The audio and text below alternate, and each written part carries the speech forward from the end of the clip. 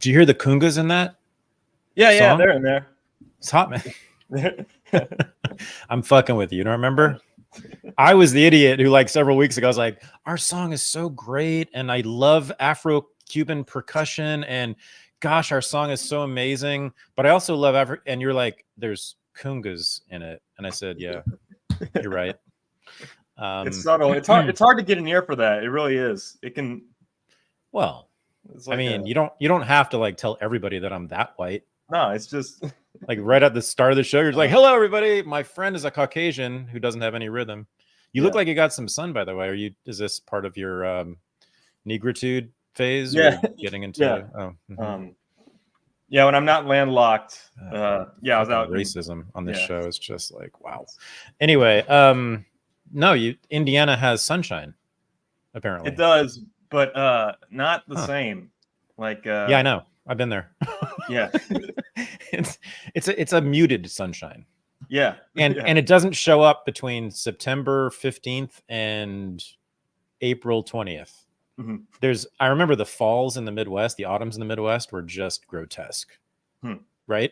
I mean, do you have that? Maybe do you have the lake effect? Because in Ohio we had the lake effect when I was in college. It was the entire fall, like September through December, it was overcast every single day. It was depression factory. The early spring is more like that here. And this explains, and I mean this, why people in the Midwest love college football. Mm-hmm. If you were stuck inside with gray weather all for the entire autumn, you're going to care more about the Buckeyes than you would otherwise. I mean that. In California, people don't give a shit about sports because there's other things to do. And people want to go outside. Like surfing. Well, I mean, it's mostly like buying weed at the dispensary is the outdoor sports that we most enjoy in California, which is true. By the way, California is just like sunken into a den of depravity. It's just like that you smell weed everywhere. And I famously smoke weed, but it's just like, damn, man, people are after it.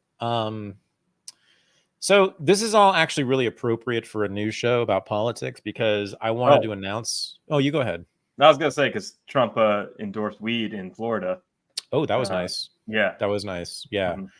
Yeah. Which is a law that actually directly affects me because I will be traveling to Florida, I'm sure, sometime in the near future. And, so would I here's a question for everybody. Would you trade that, like a law that directly benefits you, for a law that saves, like 20,000 children from being killed? No, I mean it. And I'm serious. Like, this is a real question that cuts to the heart of the whole issue about Christian politics, humanitarianism, liberal universalist progressivism, right? It's all about others. You should care more about the kids in Gaza or the people in Ukraine or wherever it is than yourself and Americans. You should. That is actually the liberal message and has been for 200 years. You should care about two things: other people around the world other than yourself, number one, and number two, the American empire to take care of them. Well, so this is pretty easy. Yeah, so like, go ahead. Oh, this is pretty easy because if you vote for Donald Trump, you get both. You help yourself and you help others. And if you vote for Democrats, you basically make the world a worse place. If you're racist, yeah. Like, what do you mean? I don't even know what you said. I just know it's racist. No, what do you mean? I mean, so if you vote for Republicans, you get, well, at least if you vote for Donald Trump. I mean, I brought up the weed thing because what has Trump done for people around the world?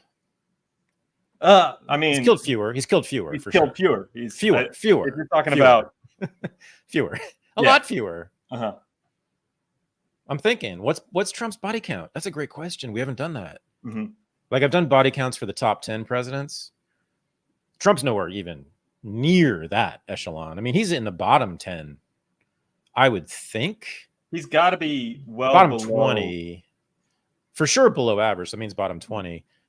I think bottom 10. Because what did he do? He did drone. He did Syria. Killed fewer than 10 people. And I think that was all military. He did, he did Raqqa and Mosul, killing ISIS.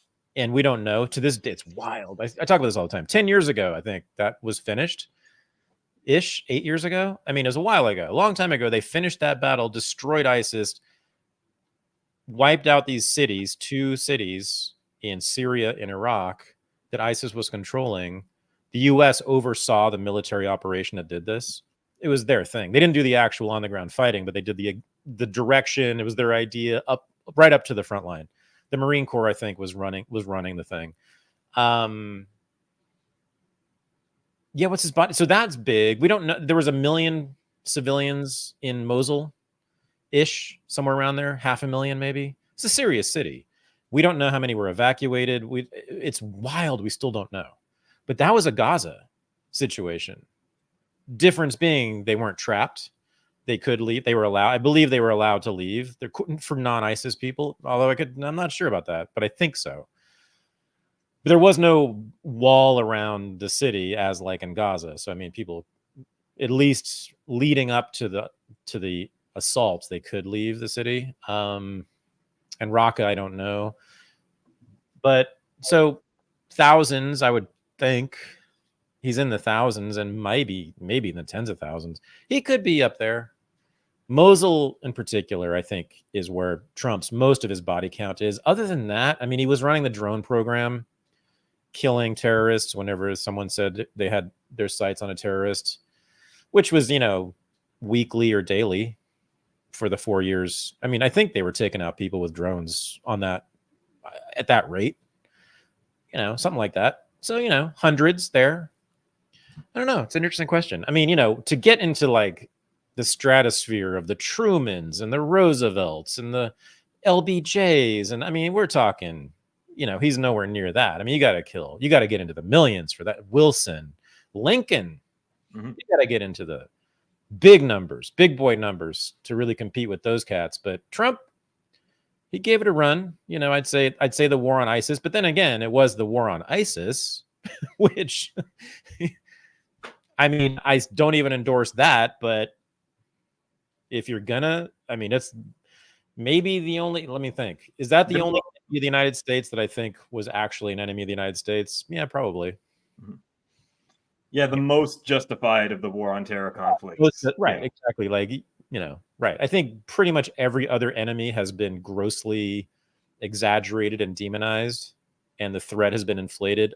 The threat from ISIS, I don't think they were going to take over and establish a caliphate in America, but they were quite capable of killing a bunch of Americans in Europe, the Middle East, making it difficult and scary or prohibitive to travel in those places. And I want to go to those places. So, not to mention the fact, what they were doing, beheading and people and burning them alive in cages. I'd never watched one of those videos. Those are the only videos I stopped myself from watching. I've watched a bunch of snuff videos on Twitter, which apparently is a big thing now, because every time I turn around, I'm getting like a new thing on my feed of somebody getting hit by a bus in the Philippines. I don't know. You get that too?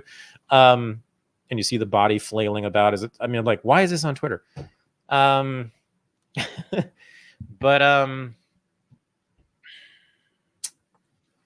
yeah, I mean, yeah, I don't know. Trump's up there. Mosul, yeah, ISIS. Good question. The thing is, but yeah, it is. I'd say it's the most justifiable of all the wars. Also, he didn't stay there. Let's see. Actually, I don't know. Are there troops stationed in Mosul? There might be, because that's a great question. Mosul and Raqqa are like these black holes in our knowledge, which are really weird. Because like, there's an indictment of everybody in the study of those battles. You could really call them wars because they were kind of the final stand of ISIS. We were going to do, this is before you were a part of this world. I was on the verge of doing a deal to do a documentary of sending an Iraq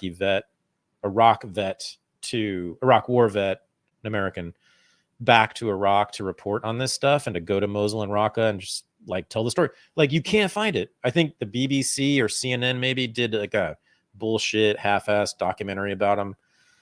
That's about it. Like, there's really nothing. You can't find any evidence, documentation, any telling of the story of those battles. How many civilians were killed? Like, what happened? We don't know. That was Obama's. Obama also started that. That's another reason Trump doesn't get all the credit for the death count. That was Obama's whole initiative. He started it. It was his idea. He launched it. He began that assault. Then Trump took it over and finished it. And I think he went harder, I think, than Obama did, but it was Obama's thing. So yeah, ISIS, it's about the civilians. I mean, if they were somehow able to get all the civilians out of Mosul and then they wiped out the ISIS guys, I'm not going to cry about that. And I'm not going to include that in my book on, you know, the litany of American imperialist horrors. That might be the one battle that I'm like, I don't like it. I don't like it. But I also don't hate it. And I can understand, certainly. I think there's some solid arguments for conducting it, especially if he didn't leave behind a colonial constabulary force, which he might have. I don't know. We need to check on this. I wish people in the chat, people watching, go look and see what is the political status, the political legal status in Mosul, in Iraq, and Raqqa, R-A-Q-Q-A, usually spelled, in Syria. Like, what are they? I don't even know. Like, who's governing them right now directly? Well, interesting. All the articles I'm seeing are talking about how it was Iraqi forces with just a little bit of help from the U.S. who liberated Mosul. I just gave them a couple suggestions. Official narrative, yeah. Yeah, they were sitting around at the bar, and there was like, you know what, you guys maybe do an assault on them. Go ahead. That's all. That's really, yeah, sure. No, we know that. We know they were. I know it was the Marines. I think the 82nd or the 101st.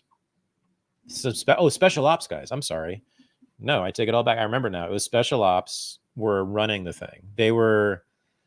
They said they didn't do any direct fighting, and I mostly believe that. But they said at the time, and this is all out there, that U.S. special operations were managing and overseeing and doing all the training for the assaults on Mosul and Raqqa. I mean, and of course they were. Of course they were. It was an American initiative. It was Obama and Trump together, bipartisan American initiative. So of course the U.S. military was in there because we're the ones who know how to shoot straight. All right. What are we going to do tonight? We have clips. Yeah. We have do you want to go from there to a comparative analysis of all of our presidents and the revisionist history that everybody is talking about right now in the past couple of days since Daryl Cooper blew up the internet? If you want to get into who's really the bad guy conversations. Yeah.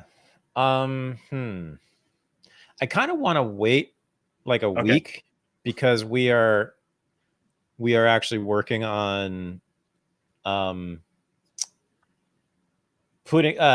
the supplementary materials to the World War II course at the Academy. Now, the whole course is there. All the videos are there. So if you want to watch that course or buy the course now, or if you're a member, it's there.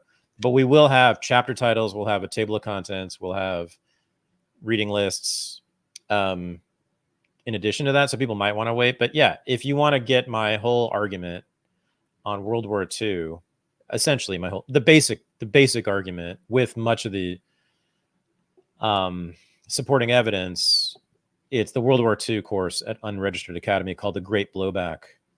And I think it's four class sessions. It's about 10 hours. And I lay it out all there. So I've been researching this topic since 2010.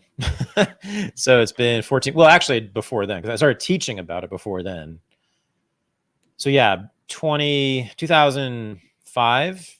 So 20 years. Wow. Gosh. Okay. Started teaching about it in 2005 and then started doing primary source research on it, asking major unasked questions a few years later. So it's about 15 years of this, of being really immersed in it. And I've written all of it. It's waiting to be published, but it's all written. That portion of the book is written.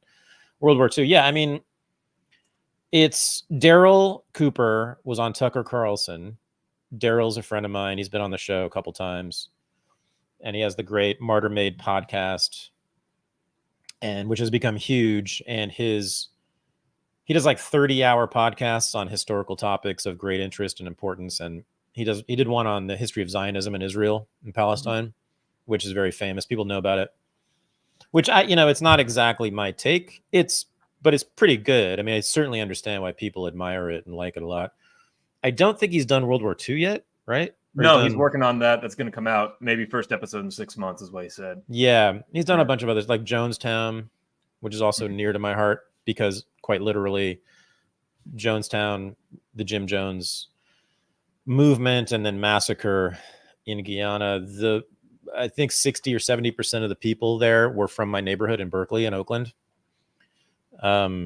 He was from Indy. Did you know that? Yeah. Jim Jones was from Indy. I think he was from Tipton originally, or I forget where exactly in Indiana, but yeah, he had a Methodist church up in Indy, and yeah, they talk about that. He was basically like a civil rights activist in Indianapolis in like 1953. Right. Like boycotts before Martin Luther King. Yeah. Yeah, he was a total civil rights guy. He was a total integrationist, loved black women, like really loved black women. And then he moved to the Bay Area, Berkeley, in my neighborhood. I think he lived there. I don't know if he lived there, but the church was there. People's Temple was based in my neighborhood, which if people want to know, it's the Ashby BART station, Southwest Berkeley. In the 70s was where the People's Temple was headquartered and centered. And a lot of people in my neighborhood died in Guyana. That's when I was a kid, and that's when I was living there in the 70s when I was a kid. Daryl did a great series on Jonestown as well, and I strongly recommend that one. I recommend all of them, but that's the one where I think he and I are the closest in our takes. And I think I think his take is really interesting and unusual to me, and I didn't know a lot, and it's really persuasive. He's done a bunch of other stuff, but yeah, so he's now working on World War II apparently, and he's doing a big revisionist take on it. And there's many ways in which he and I see it similarly. Like, it's from what I can tell. I haven't talked to him yet about it. I've talked to him about other stuff, but Michael Tracey also is working on similar revision, and Tracey and I have talked about this a lot. I don't know if he's still pursuing that, but so there's 3 of us currently, as far as I know, in the United States there are major revisionists in Europe now, in various countries in Europe who have been working on World War II revisionism for a while. But in the States, it's such a national mythology. Like, you can't question it. It's quite amazing until now. And Daryl talks about that quite a lot on Tucker. And that's one of the best parts of the Tucker episode is Daryl talks about the mythology of World War II and how we're really not allowed even to think differently about the narrative of World War II. And if we do, what are we accused of? Being Nazis. Instantly. Today alone, I was called a Nazi 50 times. Daryl yesterday was called a Nazi 5,000 times. If you listen to Daryl's Israel Palestine long form podcast, the first thing he does is like 2 or 3 hours about how horrible the pogroms were in Europe. And I'm like, dude, this is gratuitous. I didn't sign up to watch. That's what I said. Yeah, that's exactly what I said. Yeah, I was like, I'm like, Daryl, really? Do you have to do this? Like, yeah. But that's where his heart is. His heart is really in a good place when it comes to this. Originally, I think.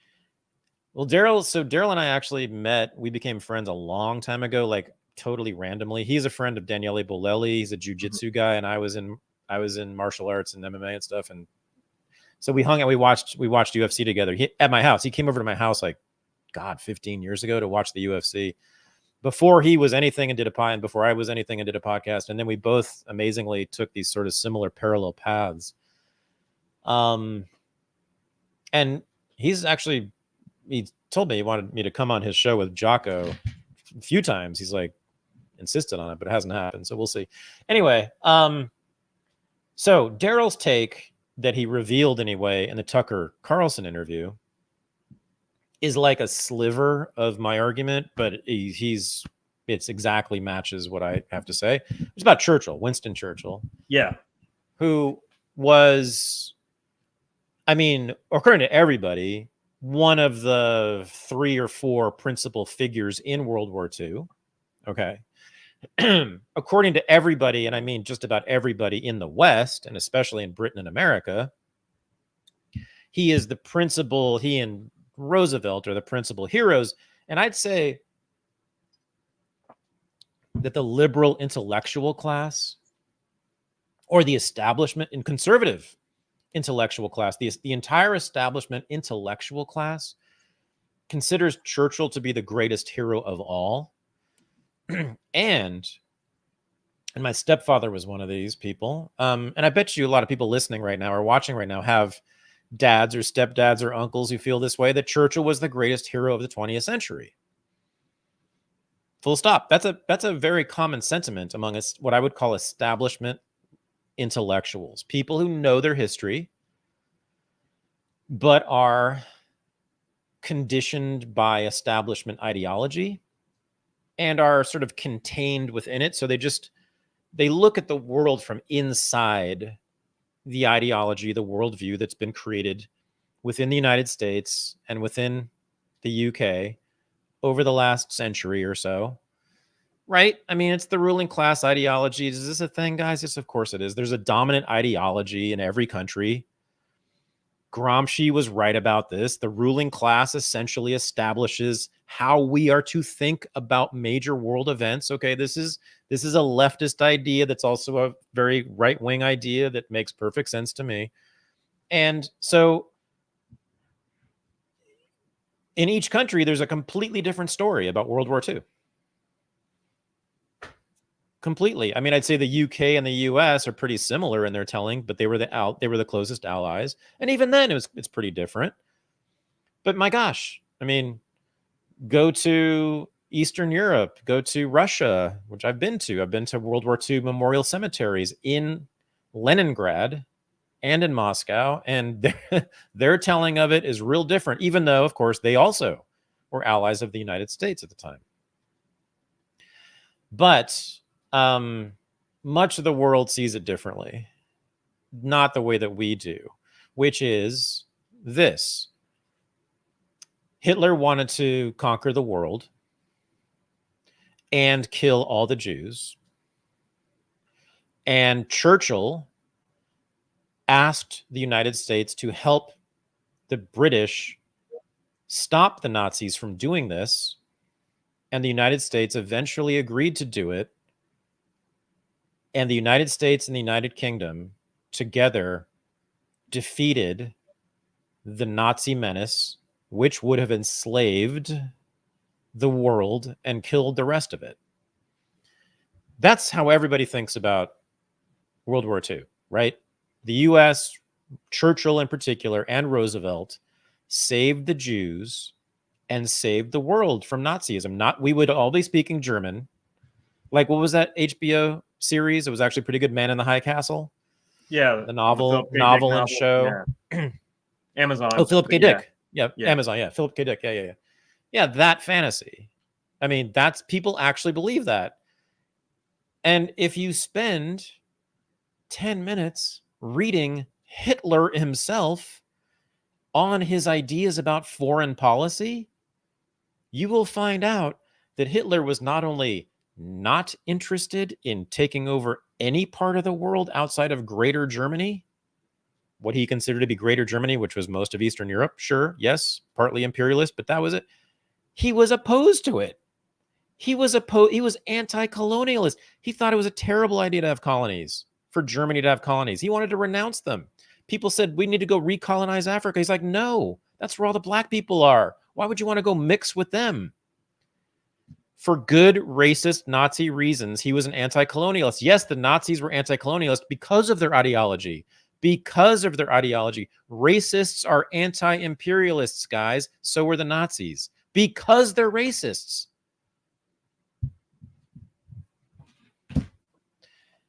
He had no interest in Western Europe. The only reason he invaded Western Europe was a defensive measure because the Brits and the French had been digging trenches all along the border with Germany for a year and had stationed tens of thousands of troops there to force Hitler to attack them. Hitler did. The British retreated to the beaches on Dunkirk, and then he drove them off the beaches of Dunkirk and back home. That was a defensive how did tens of thousands of British soldiers get to Dunkirk? I mean, and then to Germany, and then they were preparing to attack Germany. We know this. This is not controversial, guys. The Christopher Nolan movie, Dunkirk, beautifully shot, incredibly moving. My God, I cried. I sat next to my, at the time, 18-year-old son thinking, shit, this could have been him. Because it was just this beach full of beautiful 18-year-old boys getting mowed down. No, that was Germany defending itself from clearly an impending attack by the UK. I mean, we know this. We know this. And yet that movie talks about how Churchill, there's this disgusting voiceover by Churchill himself in that movie, talking about how this was our boys being sent there to defend our homeland. You know, they are going to save Britain. No. Hitler had not only no intention of invading Britain or interest in invading Britain, get this, and no, this is another simple fact that will like overthrow everybody's opinion about World War II. This one simple fact that like even Daryl, I'm not sure he knows this. Britain, what is it? It's an island. It's an island surrounded by water, like big pieces of water, English Channel. You got to have big boats to get across that thing. To invade and conquer Britain, you have to land on the shores of Britain hundreds of thousands of soldiers, don't you? Guess how many landing craft the German Wehrmacht possessed as of 1939? 0. How about as of 1941? 0. Oh, that's weird. How are they going to land all those troops on the shores of Britain if they want to conquer the entire world? Oh, how many troop transport ships did they possess? These are the ships that transport large numbers of soldiers around the world to occupy. This is 0. None. Germany never built any during World War II because they had no intention. My God, of course not, because they were racists and they wanted to live among their own race, which they believed lived in and occupied only Eastern Europe. Of course. Blood and soil. This soil belongs to us, our race, and the rest of the world lives on inferior soil with inferior races growing out of that inferior soil. No, we want to live in Greater Germany, period. I mean, it's because it's just because they're evil, therefore they are also global imperialists and want to take over the world. How stupid are we? Like, just there's so much in World War II history, the basics of it, that not only will overturn the way everybody thinks about World War II, but here's the thing, guys. This is why it matters more than anything else. It will then overturn what? The justification, right? For every war since. For Korea, for Vietnam, for Iran, for Guatemala, for Vietnam, for Iraq, for Afghanistan, for now Russia, and for now Israel.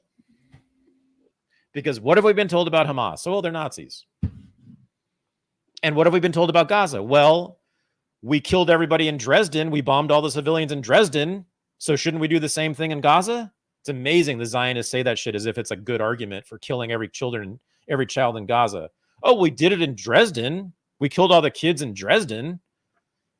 So therefore it's cool to do it now. Like, isn't it amazing? They pull that out all the time. I'm like, you think that's a credit to Israel? That they're doing the same thing that Churchill and Roosevelt did to the children of Dresden and Hamburg?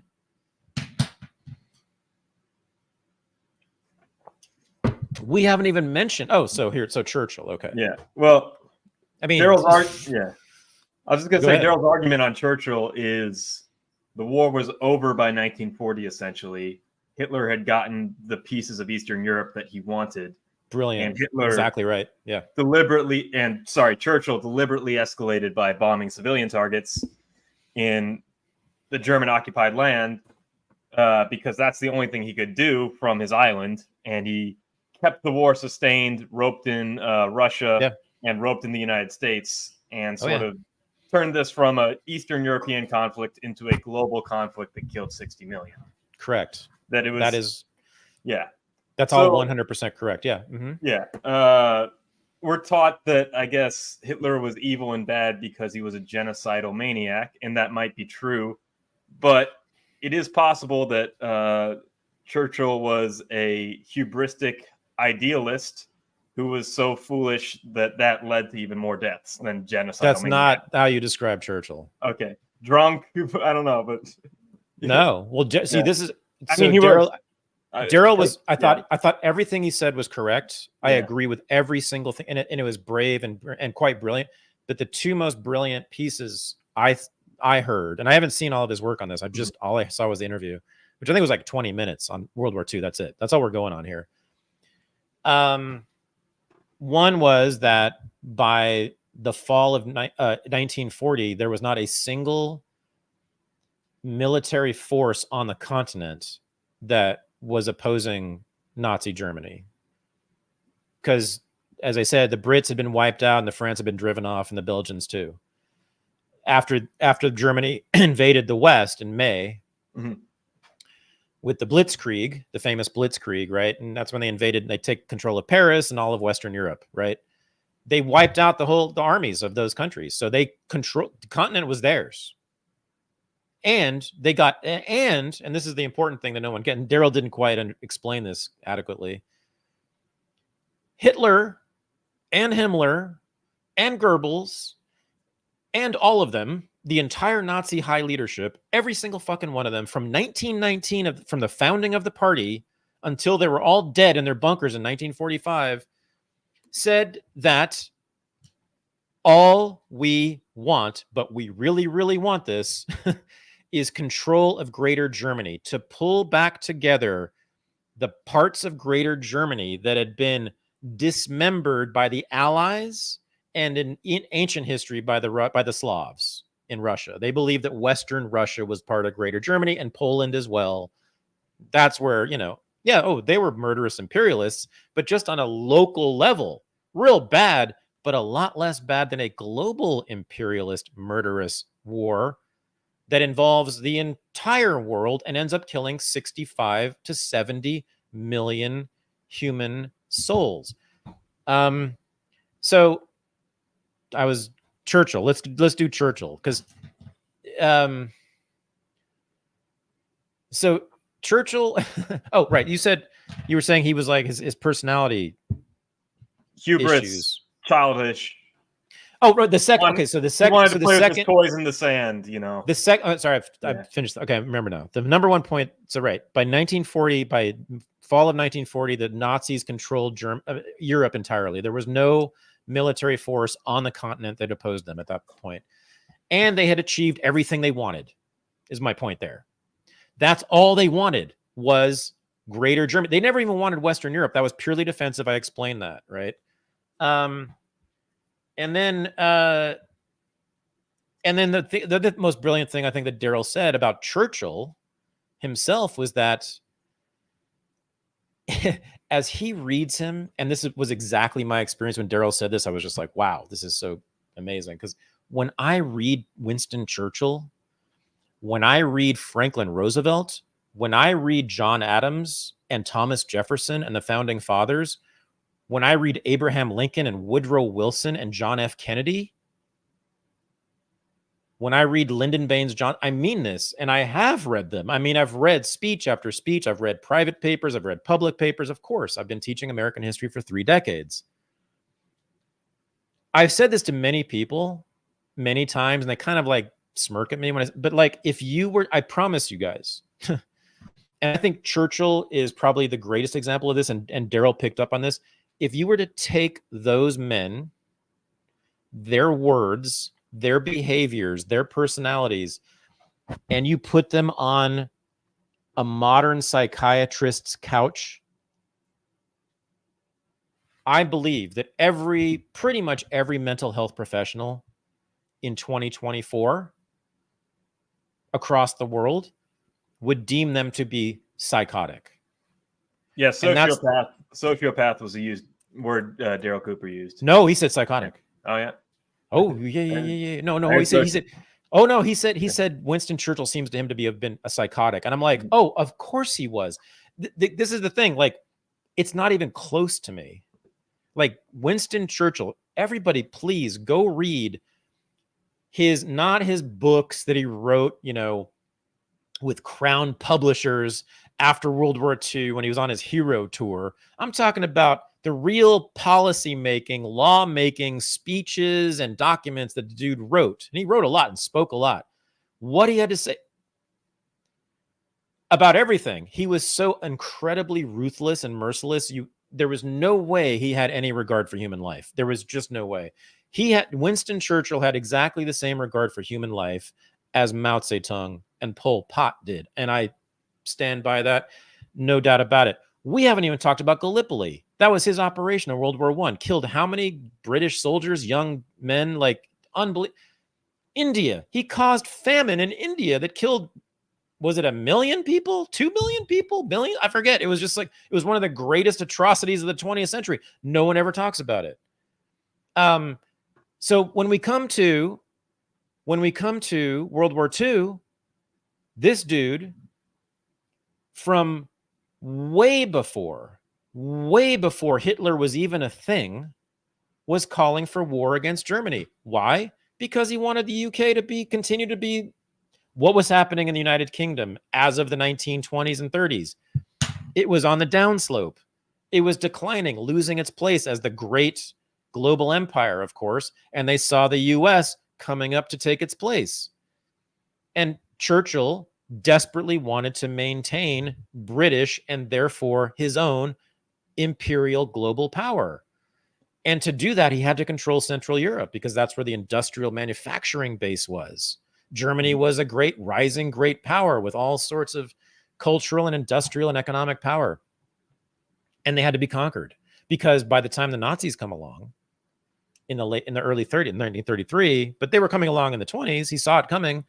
The Nazis were talking about autarky, independent, autonomous economy in Germany, closed off from world trade, therefore closed off from foreign influence, of course, because they were all against that.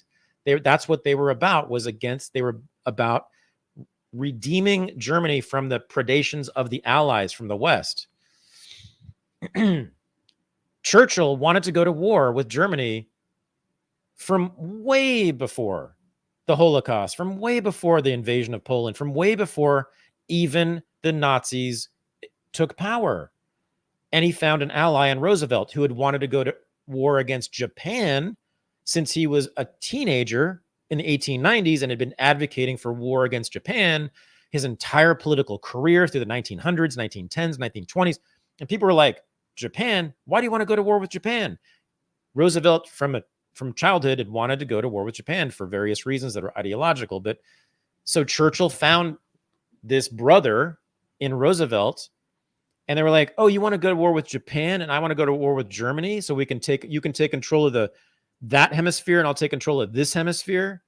We should get together." I mean, that's really what happened. And so it didn't take Churchill a lot of cajoling at all of Roosevelt. Roosevelt announced in 1937 in a speech, the Quarantine the Aggressors speech, that effectively, everybody reads it this way. He doesn't make it explicit, but every historian reads it this way. He was basically declaring war on Japan and Germany. In so many words, that the United States would henceforth conduct treat those countries as enemies, as mortal enemies, and would do everything they could to change the regimes in those countries. And that's what they did. And Churchill, and he needed to get the American public and the Congress to come along because the American public and the Congress were largely isolationist at that time and didn't want to go to war.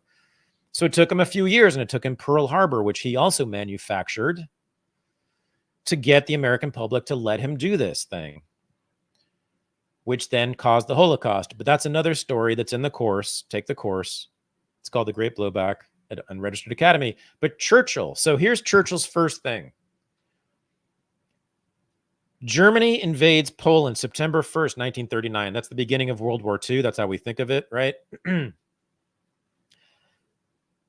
panzers cross the border into Poland, and they start slaughtering Poles like nobody's business. Sure, no doubt about it.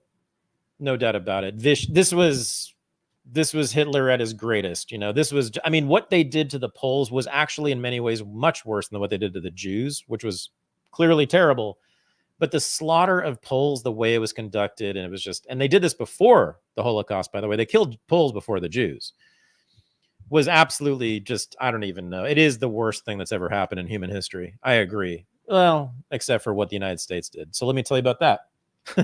and Britain, what they did. So on that same day, September 1st, in response to the German invasion of Poland, what does Churchill do? And what does Roosevelt do to support him? He launches a complete naval blockade of Germany so that nothing and no person can go into Germany or leave Germany. Oh, that's a great idea. When you have all those Jews in Germany with Adolf Hitler running the place. And Churchill knew that, and he said it. He said, yeah, we might have to sacrifice some Jews, but we need to take Germany. This was an imperialist gambit from the beginning, run by the most ruthless, murderous politician of the 20th century, which is saying something. That's what this was. Those Jews were trapped in there. And then, of course, Churchill and Roosevelt also instructed their state departments, their immigration services, to bar all immigration by Jewish refugees from the Third Reich, so that effectively no Jewish refugees from the Third Reich were ever allowed into the UK or the United States throughout World War II. And then, to top that off, they then told all the Allies, the French and the Spanish and every country in the world to also not allow any Jewish refugees from the Third Reich to enter. Okay. Yes. Just in context, this needs to land the right way, because you can a lot of the people who are outraged about Tucker Carlson having a World War II revisionist might accept that Hitler didn't have international ambitions. He didn't have ambitions to take over the UK or the United States. They might have global ambitions. Yeah. They might accept some of the things leading up, but they'll say it was all, they might even say there were atrocities committed by the Allies. They'll admit to that too. Mm-hmm. But they'll say it was all worth it because Winston Churchill recognized how evil Adolf Hitler was and armed Britain for decades while everybody else was trying to have peace. He was the only person who saw that Germany was evil, and Germany was evil because of the Holocaust. And so FDR and Roosevelt never allowed Jewish refugees when they had the chance to save Jewish lives when this was happening. And if you read those 6 volumes about World War II that Winston Churchill put out, the plight of the Jews isn't really brought up. Yeah. So, who dismembered Germany in 1919? Mm-hmm. Through the Versailles Treaty? Yeah. I mean, well, the British. Yeah, I mean, all the things that people cite of Winston Churchill saying great things about how evil Germany is, that's just him being racist against Germans because of World War I and his background. That has nothing to do with the specific critique of Hitler being anti-Semitic or he didn't care. Yeah, genocidal. None of that. He's the one who trapped the Jews inside of Germany. Yeah.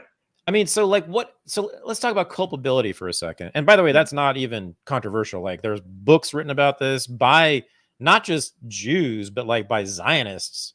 Some of the best books about Roosevelt and Churchill's policies vis-a-vis the Jews during World War II, really good shit, was written by Zionist intellectual historians. They're really good. What am I going to say there? Culpability for the Holocaust. Oh yeah. So so let's say a madman, a crazy, murderous crazy guy, goes into an apartment building and takes everybody in there hostage, and then announces to the people,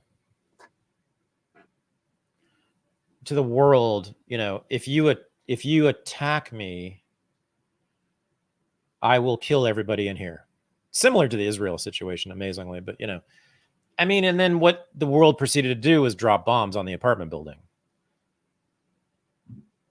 That's real. It's so similar. It's amazing how Israel is just replicating World War II stuff over and over again. That's one of the ways in which it does. That was the Allies' response.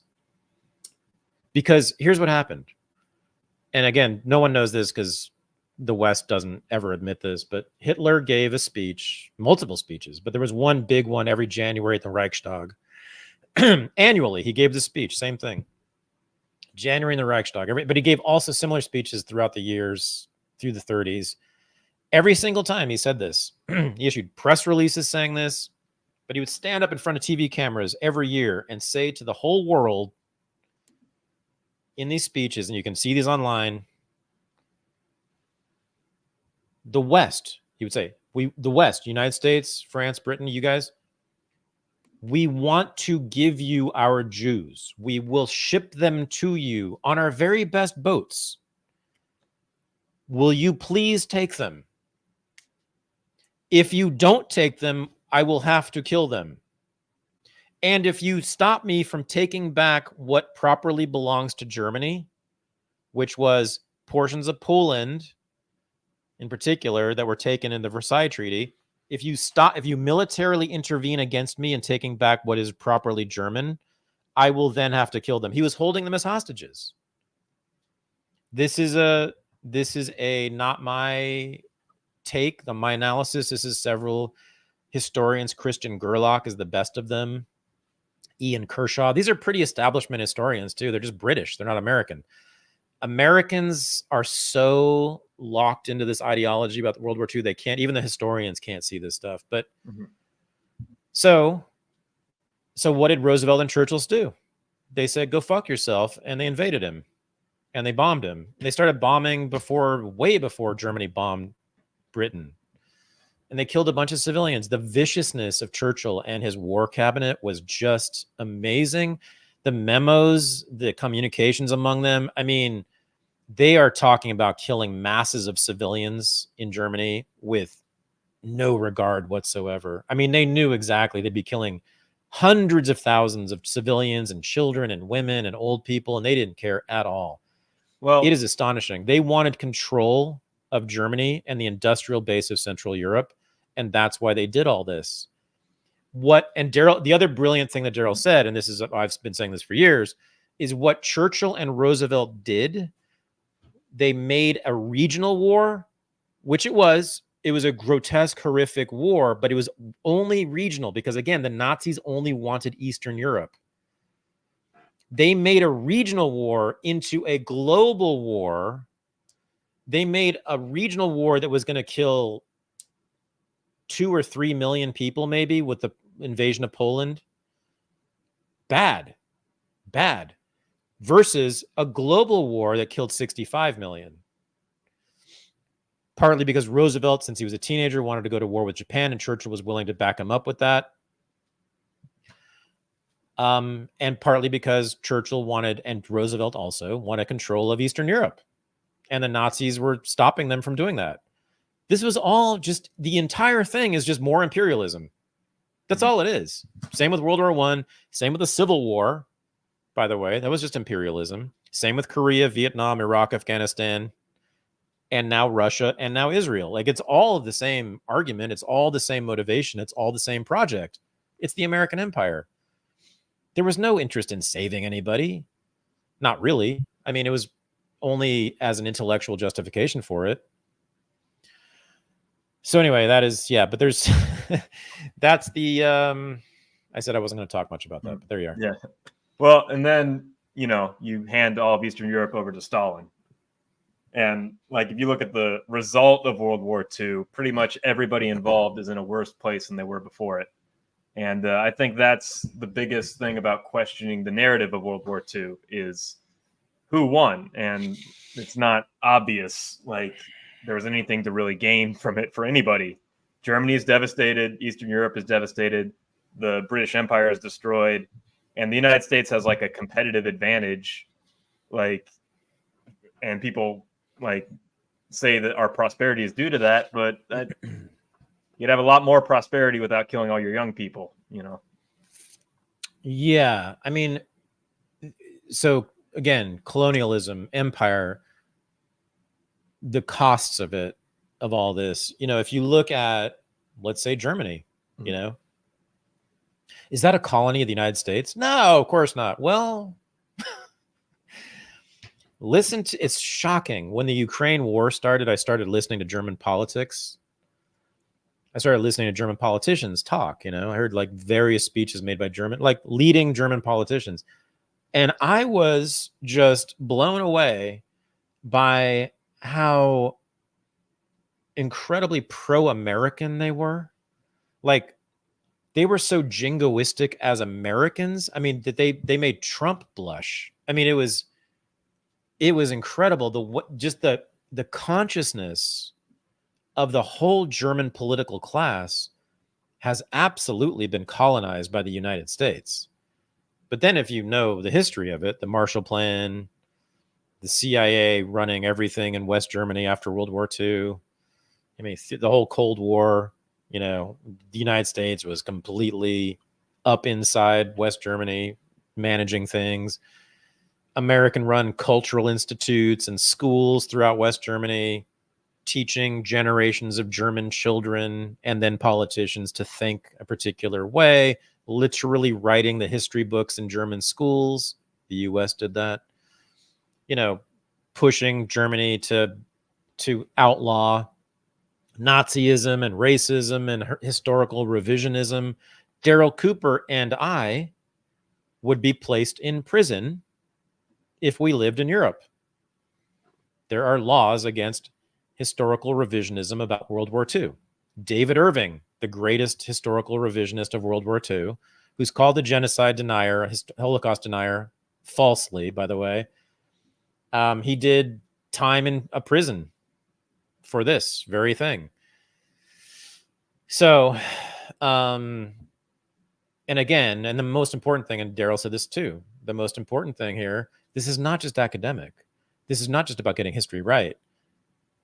World War II, as we said earlier, has been the justification for every U.S. and Western war since 1945. Every single one of them. And how have those gone? Which of those wars do we like? Which? Korea? How'd that end up? Vietnam? Iraq? Afghanistan?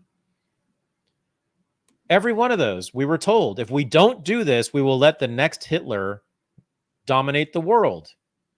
Who's going to be the communists were going to dominate the world, like Hitler was going to dominate the world. Then Saddam was going to do that. They actually said that about Saddam. Yeah, yeah. You know, and now they're saying it about Putin. Mm-hmm. It was all a lie. And what did it get us? An enormous cost. So so getting World War II correct, or at least questioning it for the very first time, is crucial to save lives. Honestly, like that is the one thing that's going to stop the next war.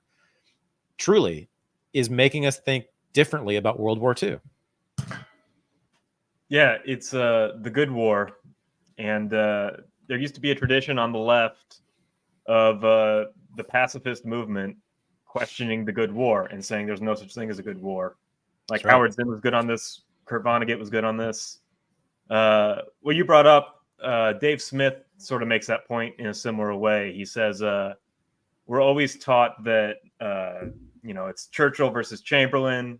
And that's the only lesson from history we can ever learn, is that Churchill stopped Hitler and that aggression was rewarded. And we must learn that appeasement doesn't work. But we're never allowed to question what aggression has done in literally every single war since. And, Yeah, Right. that's what we're left with. And I wish I had the clip. I was looking for it, but there have been multiple times in the past 2 years that we've been doing this show where somebody goes on the floor of Congress and says, we need to send money to Ukraine because this is our moment to either be Churchill or Chamberlain. Boom. And I'm every Graham said that on the, like literally they make that analogy. Yeah. Everything. Yeah. Same with Gaza. I've heard that a million times since Gaza started. I mean, yeah. Ukraine, every war, Iraq, Afghanistan, every single time we hear all about Chamberlain and Hitler. Gotcha. Versus Churchill, who was the good guy who killed 65 million people. You started to bring it up to the free speech aspect. You want to talk about Brazil being banned in, X being banned in Brazil?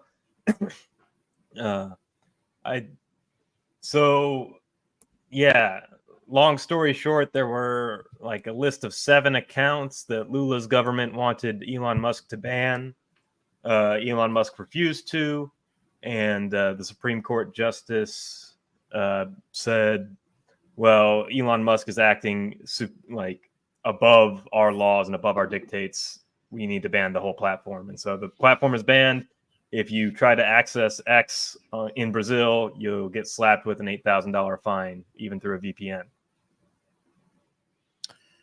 Yeah, I mean, I followed Brazilian politics fairly closely during the last election. And, I've, because of that, I know the Bolsonaro phenomenon fairly well. And I think my guess is, and Glenn Greenwald, I mean, whatever he says is right about this. I mean, I don't know, but I haven't even seen what Glenn has to say about this stuff. But my guess, I have a guess. Go ahead. What? I was going to ask, have you seen, I think Tucker has been sort of on the cutting edge of everything.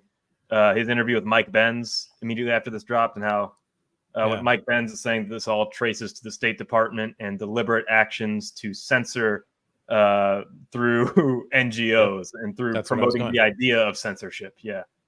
Yeah. I mean, so this is the thing about politics. When you know enough about politics, you can make pretty accurate guesses about things like this, right? Just by piecing together what's going on here. So just what do we know, right? What do we know about Twitter? What do we know about Brazilian politics recently? And then what do we know about global politics recently that might relate to this stuff, right? So we know about BRICS.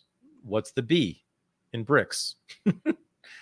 Brazil. Now, Lula supports that. He's a supporter of BRICS. But, Bolsonaro, who was briefly the head of state, was an even greater threat to the liberal establishment political order in the United States and Europe, because he wasn't just part of BRICS.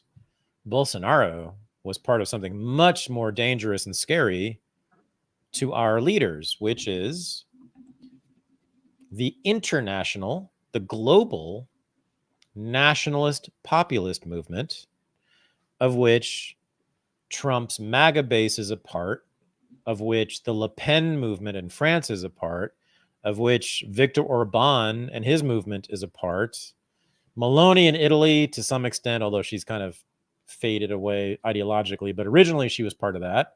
And there's many others, right? In Germany, my God, there's a right-wing nationalist populist party that's gaining power in Germany. Even they're part of it too. They're all connected. Nigel Farage, the UKIP, the Brexit movement in the UK. They're all connected. They all know each other. They all hang out with each other. They all speak at the CPAC convention, right? So this is a thing. It's an international network now. It's an international movement, the nationalist populist movement, whatever you think of it. And again, MAGA is the American representative of this. Whatever you think of it, it is clear that for many years now, it is no longer just an American phenomenon. It is global, but in particular in Europe and Latin America. So I would suspect, given that Bolsonaro got routed out by the liberal establishment in Brazil.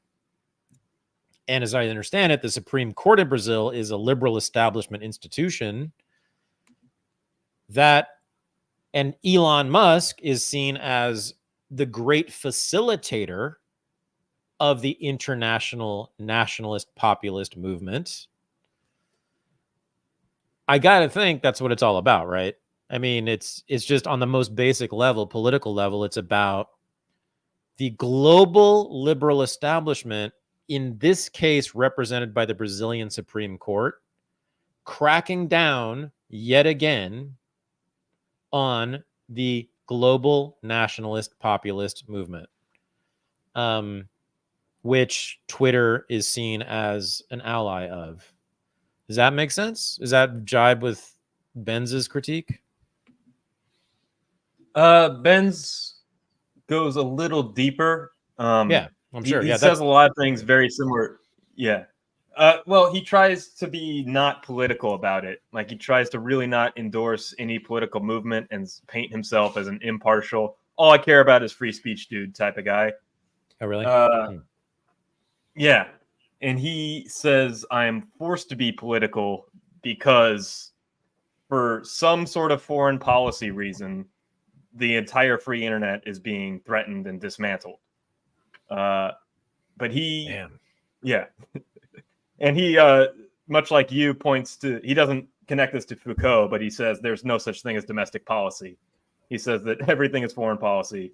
Everything is the international order. Everything is, because of these wars, these leaders are going to be in power, and we have to suppress free speech in these areas because of that. He talks about how, the liberal establishment used to be pro-free speech until about 2014. And then it 15. was 2015. It was exactly, I think it was Trump the day that Trump announced his candidacy. It was when they were like, oh, maybe Brexit, but yeah, pretty much the day that Trump came down the escalator in Trump Tower was the day that liberals gave up on free speech. Yeah.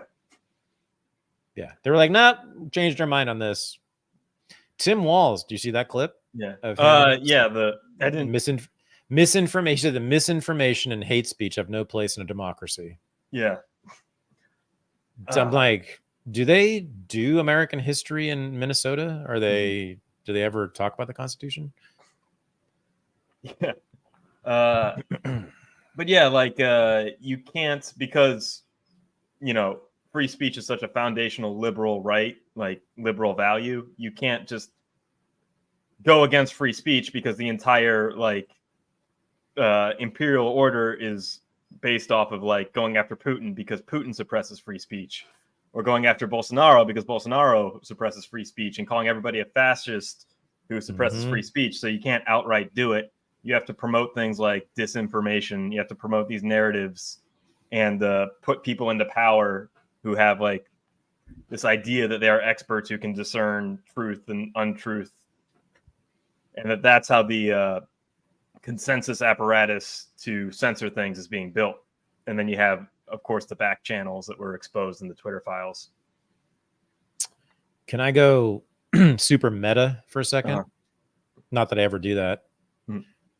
No, when you were talking, I'm thinking about the inherent biggest contradiction within classical liberalism, which I think is what we're seeing. I think we're seeing that contradiction sort of play out here. Here's the thing about classical liberalism. I'm not, as you said, that it's sort of cohered in my mind. John Locke, Adam Smith, the founding fathers, Thomas Jefferson, George Washington, these cats were like two things. They're about two things in a sense, or they said two things, but like, think about the contradiction here is one, we're about freedom of the individual. Hell yeah. Bill of Rights, freedom of speech. Government can't fuck with your religion. Get to carry guns around. Hell yeah. We're about freedom, baby. And hey, I like the Bill of Rights, like on its own, isolated shit. Yeah, I'm down. I'm like, if I'm an alien and I find out that there's one country on earth that has the Bill of Rights in it, I'm going there. Okay, so that's cool, man. And that's like classical liberalism that's the good shit about classical liberalism. The sanctity of the individual. Hell yeah. And individual rights based in natural rights theory. God intended us to have freedom of speech, which of course is a total fiction made up. But okay, I like it. I like the fiction. I want God to be like a free speech dude. But the thing they don't tell you about John Locke and Adam Smith and the founding fathers is that they also said, and this you can find in the Declaration of Independence, they also said these are natural rights that belong to every human being on earth. And if those rights are being abrogated anywhere on earth, it is not just our right, but our obligation and duty to go correct that and make sure everybody on earth possesses and enjoys these rights. And so the very first thing that Thomas Jefferson did when he was president was establish the Marine Corps and go invade Tripoli and overthrow the king and replace him with another king who favored the United States. That was the first thing Thomas Jefferson did. In 1804, when the United States was brand new, as soon as we got going, that's what we did. Because of that inherent contradiction in liberalism, classical liberalism. Everybody should have individual rights. Awesome, that's cool. Dig it. And freedom, yeah. But it is our job as Americans to make sure that everybody has those rights. So we're going to go around the world and kill anybody who gets in the way of those rights being enjoyed. And then you had the next 200 years of American history of pretty much unceasing slaughter to secure those rights for the brown people of the world in the name of liberalism. So I think, as you were talking, I think that kind of crystallized in my head. Does that make sense? Like classical liberalism, the way it's been presented, has that inherent contradiction. Yeah. Yeah. Well, when you were saying that, I was thinking about how the idea of rights has evolved into now, into gay rights, civil rights. And those are the justification for imperialism abroad. Yeah. Right. That literally everything is a right now. Like things that the founding fathers would never conceived of, never valued, and would think that are antithetical actually to civilization, that those things are now being exalted as rights, and they are the justification for why we're in Ukraine, for example. Yeah, the idea of a right, a human right, a natural right, and this is something that most libertarians will hate to hear, and I'm glad for that. It is imperialist. If what you mean, and they always mean this, that the right you're talking about is a universal right belonging to everybody, possessed by everybody, yeah, that's imperialist. That's an imperialist thought, an imperialist idea.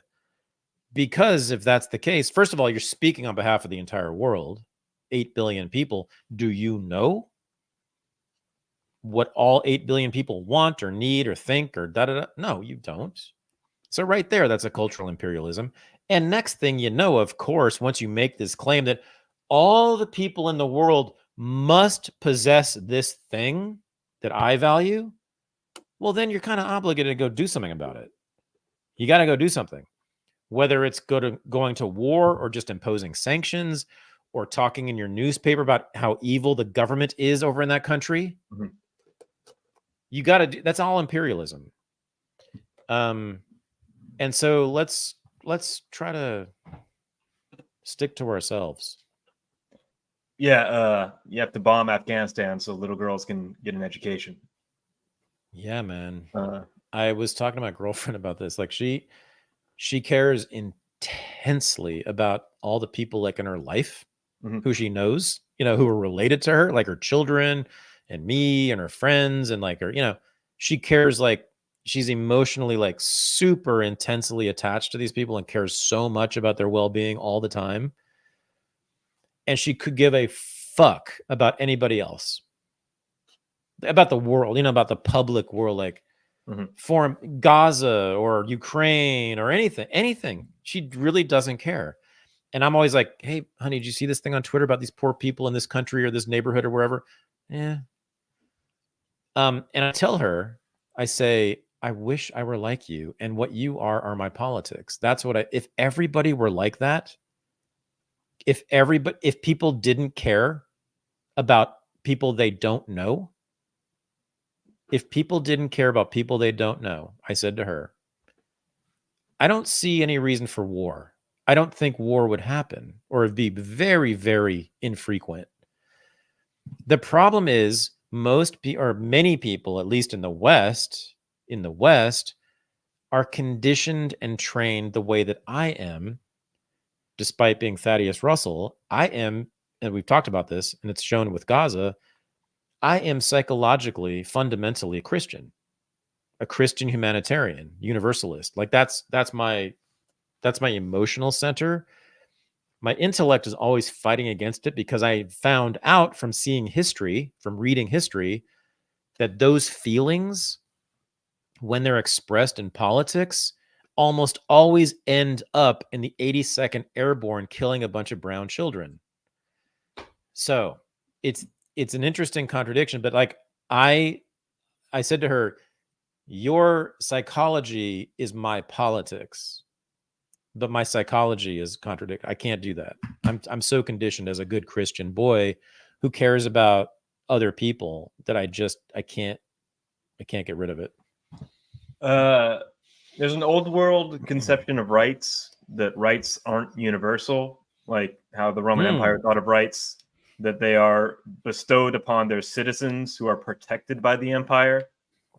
And I think, well, I think that's something we need to return to. And I think that's something that like paleocons have like an instinct towards when they talk about rights, or constitutional nerds have an instinct towards. They're like, well, no, there is a number of rights. It's these 10, and it's the ones that we wrote down and established as our laws. And that's only for the federal government, but that applies to U.S. citizens and U.S. citizens only. It doesn't apply to everybody in the world all the time. And it only applies to U.S. citizens because we buy into the system that grants us those. Like, Yep.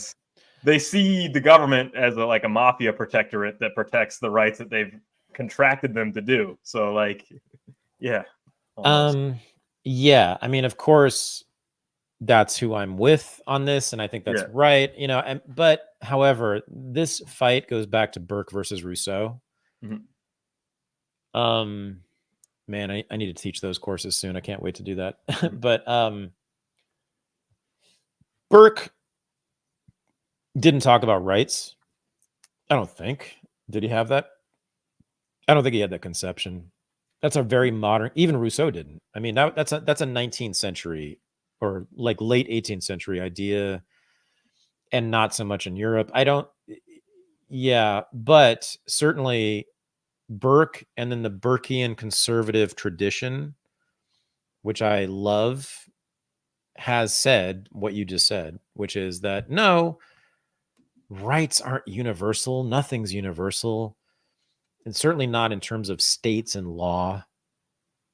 But in a particular locality with a particular tradition, there can be rights that are circumscribed within this locality, right? Within a region, let's say, or a country, that should be considered sacrosanct within that region. So that if you live in a particular country with a tradition of a particular right, like let's say speech, then that should be held as sacred, should be revered and maintained.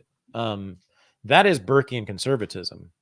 I just don't think it's just that rights, that language, that discourse is really a modern thing. And it's always been used by liberal progressives who always want to make it into this universalistic new religion thing, right? That everybody in the world deserves this, that, and the other. First it was free speech, and then it's democracy, and now it's like trans rights and feminist rights and this and gay rights, and people in Bangladesh need this, and the people in Angola need that, and then next thing you know, we have an embassy in that country, and we're running their policy. And if they disagree with us, a bunch of their people die. this is the conversation being had on Twitter is that there's a lot of conservatives saying, yeah, we're supposed to question everything, but not everything. Don't question everything. Some things are just obviously true, and if you start questioning them, that's where you go too far. That's what's yeah. So Konstantin Kissen. okay. Yeah, just real quick. Like, my boy, listen. Double K, K squared. Can I call you that? You and I should talk because there's just a bunch of stuff. But here's one thing. So, in response to Daryl Cooper's appearance on Tucker Carlson, presenting a fairly lengthy and detailed argument about why Churchill was culpable for much of the death of the 20th century, Konstantin Kissen tweets, well, here's my response to that. And it's just a picture, it's a photo of the first page or the first pages of Winston Churchill's own history of World War II. And he just shows a picture. He says, look how brilliant, look how amazing. Wow, this is so correct. Winston Churchill, of course, was a great hero. And these people are retarded. Tucker Carlson and Daryl Cooper are just stupid and retarded because clearly Winston Churchill wrote this book. I mean, I'm just, okay. It's better than a scene from a Hollywood movie, which is what a lot of other people are doing. Yeah. Ben Dominich. Band of Brothers. Yeah. A fucking TV show. Mm-hmm. That's your argument. Ben Dominich. That's your argument. A TV show. Okay. Got I saw a TV show once and it made me sad. So the guy's wrong. Like, it said that the Jews were it was really bad and the Germans were all evil and the Americans were heroes. Like what is your problem, dude? Why do you want to like ask questions? All right, we're done. Okay. Or no, wait, 3 minutes. No. 3 minutes. Okay. What other anti-Semitism can we spew in 3 minutes? Like how much can we do? Preferably racist too. Like, can we do an anti-black thing real quick? Or like, how about women? Rape jokes? You want to do a rape joke? I got a rape joke. I got either Kamala Harris. Retard. Okay. Yeah. What? Okay. Kamala. Yeah. What? Yeah. Talking about her Gaza policy after being interviewed by Dana Bash, or we could have a little fun. It's Dana Bash, you anti-Semite. Yeah. It's Dana. She's Jewish. Okay. It's Kamala and Dana. It's Dana. It's damn, man. The fucking haircut is like warped her mind. Yeah. I refuse to learn the names of unimpressive people. Dana's brilliant. What are you talking about? She might be the dumbest bitch I've ever like witnessed in public. I don't even that interview. What are we going to do here? Are we going to show the interview? Well, again, so this is like the substitute teacher. We could show the policy position on Gaza, or we could show Kamala pretending to be black in Detroit. Ooh, tough call. Yeah. We had an amazing critique of that last week, by the way. Did you see the back-to-back of her in Detroit versus her in Pittsburgh saying the same thing? Yeah, we could do that. And there's a good conversation about this because, like, some people are trying to paint it as endearing, and this is what black people go through every day because they have to code switch. Racial confusion. Yeah, Detroit is what Kamala is like when she's free and she wants to be herself. Right. Yeah. When she's partying. Yeah. Are we going to show it? Sure. Let's do it. Yeah, you better thank a union member for the 5-day work week. You better thank a union member for sick leave. You better thank a union member for paid leave. You better thank a union member for vacation time.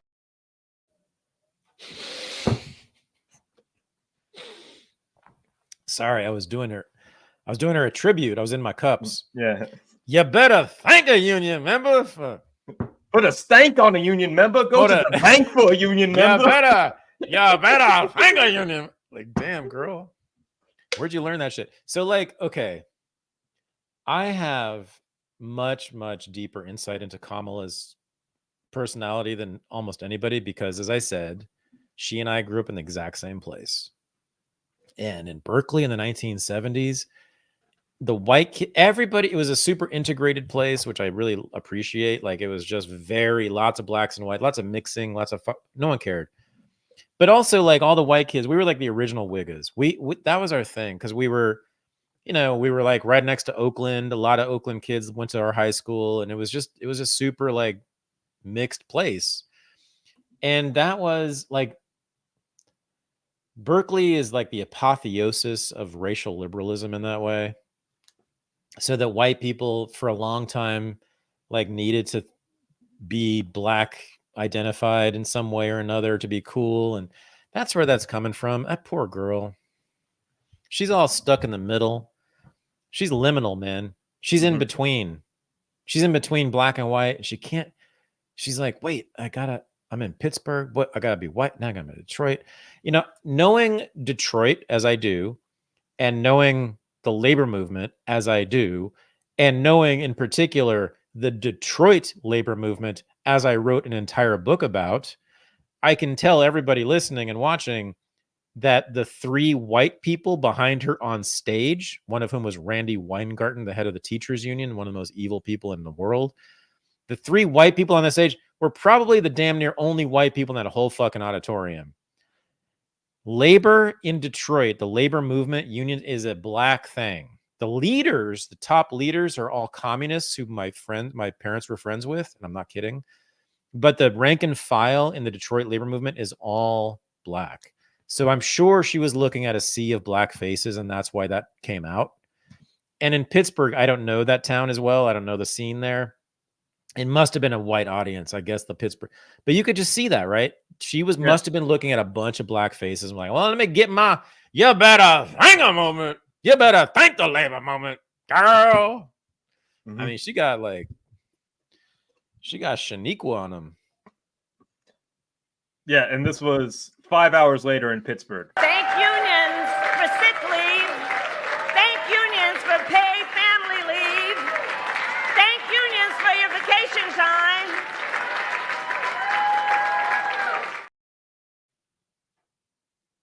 Right. Now she knows who she really is. She's an authoritarian white person.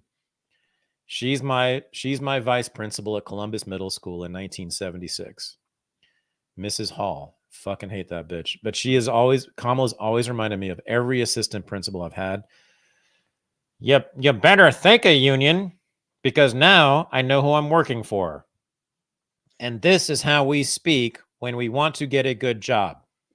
Like President of the United States. But I will always, whether I'm speaking black or being white, I will always fuck your shit up, because that's all I know to do. When you're an attorney general or a district attorney or a senator or a president, that's what we do. We incarcerate and we kill, and we control and regulate. So enjoy. But she's cool, though. I do feel a lot of joy, though. I don't know about you. The other thing, she's so cool. I just love the vibe, though. I love the vibe coming out of her, and it just feels good, man. Yeah.